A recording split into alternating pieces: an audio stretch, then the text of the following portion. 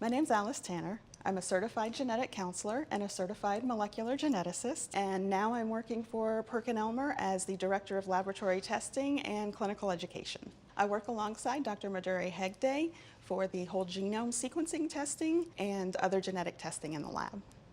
As a laboratory director, I'm able to help you access the health information that is hidden in your genome, and as a lab genetic counselor, I am able to help you understand that data and how it can be used to help you and your family.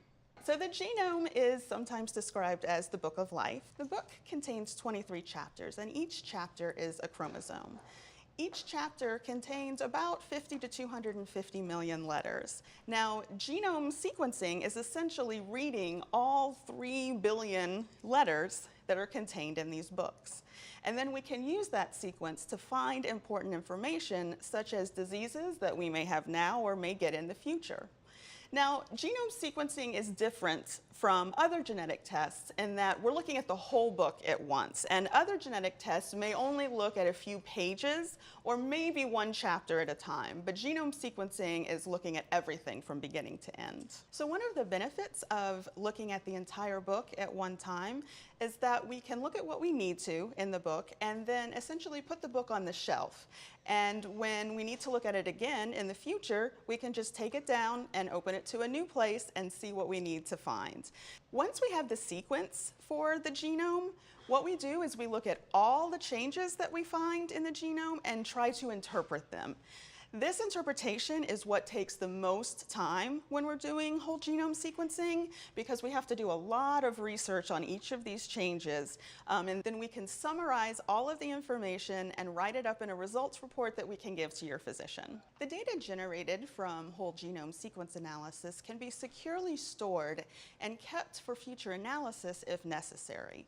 So if genes are discovered in the future that cause new genetic diseases, we can always go back to this data and look at it and see if you have any changes that might be in these genes as well.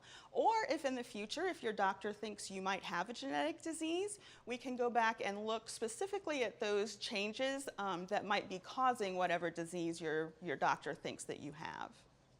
So if a clinically significant finding is detected, for instance, changes that might cause a childhood onset disease, then the laboratory director or genetic counselor from the laboratory will contact the ordering physician and go over those results with him and answer all of their questions.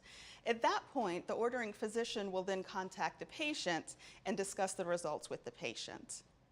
So by having the genetic sequence done at the beginning of life as a baby or as an infant, we can get the baseline genetic sequence so that in the future, if we have a disease that may be genetic and we need to know the genetic changes that have accumulated to cause that disease, we can go back and compare the genetic sequence at the time of the disease with the genetic sequence at the time that we were infants or babies to see what changes have occurred over the course of our life. Then we can look at those changes and see if any of those changes are important for the disease that we're looking at.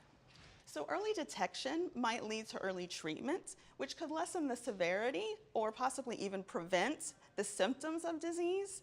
And that's a benefit both to the patient and to their family.